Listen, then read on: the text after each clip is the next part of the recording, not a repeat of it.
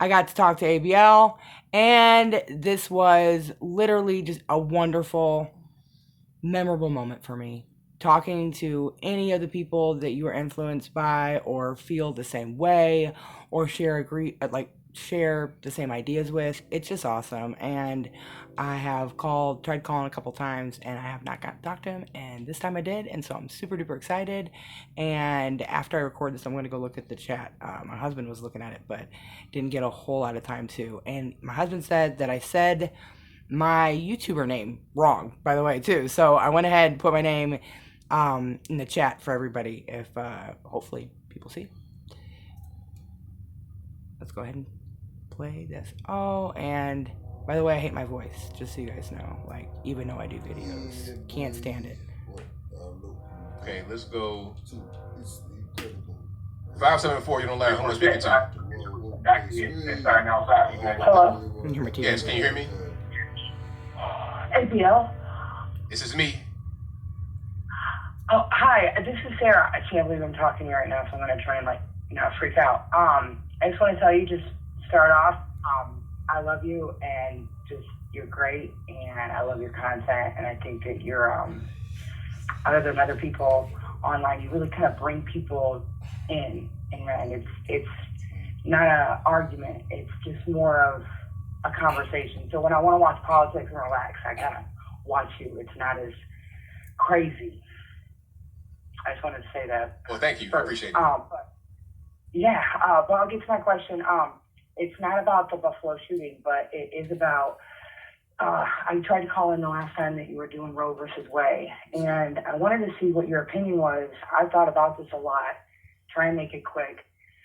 I feel like, in my opinion, there is a link between the fact that we have mass abortion in our country and they promote it, and it's almost like the generation that I was in, plus the younger generation, I'm from 94, that they've manipulated into thinking that abortion's okay. And then on top of it, you have transgenderism and forcing mass amounts of women who are unsure about what they are and or whatever have you, that they feel like they need to change. They're permanently castrating themselves. Most people don't realize the medicine they're taking will permanently affect them forever.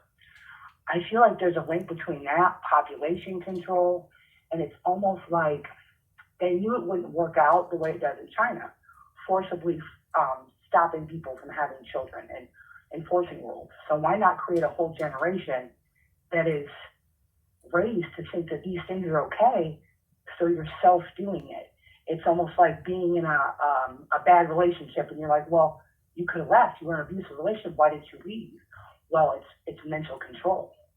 And I wanted to know what your thoughts were on my opinion.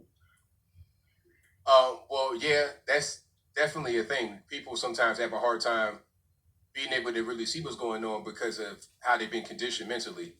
That's definitely a thing. Yeah, I definitely think so too. And it just seems to be like, I know there's conspiracy theories and out there, but it's just like, and then now the baby formula shortage. It's like, come on, like it seems to be that you have a lot that goes on with it. And this, I don't know if you've ever read the book called The Negro Project. My friend Stephen bought it for me, and I loved it. It was a great read.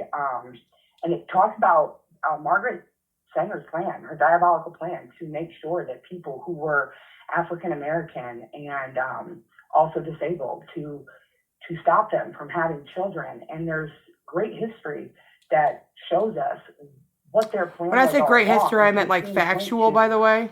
Making sterilization in people, and the next generation is not going to have any kids.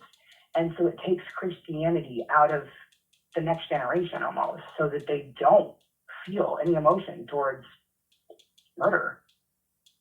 Right, yeah. And I'm seeing a lot of that now when you're talking about abortion. And you ask people on the streets questions, and they just remove the humanity from the actual baby. They don't even really think about the baby being a baby. It's pretty sad. No, not at all. And I've had 2 children, and it's just like, even before that, afterwards I became even more pro-life. Now I'm just completely against it.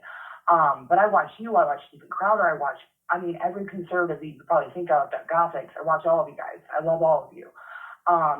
and they say we don't exist. And it's like, no, we do. It's just you guys censor us. It's just like the hidden video they just watched of that guy getting leaked. I think it was Twitter. Him talking about how they do. They let the left go crazy and censor any other opposing view because it's not what they want to hear. Like that guy you were talking to earlier. Your kids don't want to listen either. It's almost like a generation that got told yes all the time. It's almost like you grow up and you're like, you can be anything. You can be a fairy princess. You can grow up and do anything. We got out of a point where we're like, no, you gotta realistically, you gotta go to work, you gotta go to school, you gotta do all this stuff. I don't think that they got out of it. I still think that they want that dream to be real.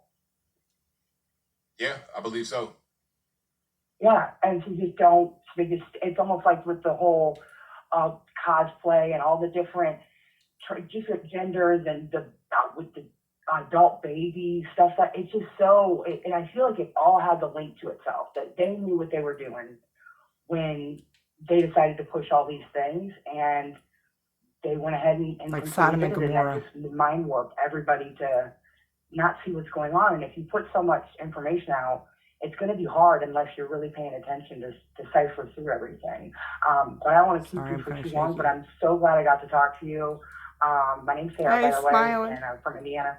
And if you want to see any of my YouTube videos, just shout out there. I hate doing that, but I love you. And so if you do want to know who I am or what I look like, I can't curse, but it is, I can say it abbreviation. Say what the fuck you want, Sarah. So SAY, and then WTHW, Sarah. Well, thank you for your call. Definitely appreciate you. Yay. Thank you, girl. Have a blessed day, honey. Same to you. That was a wonderful call. I loved it. And I loved that he said it was wonderful too. Great call. Yeah, it's a great call. Great call. And let's go to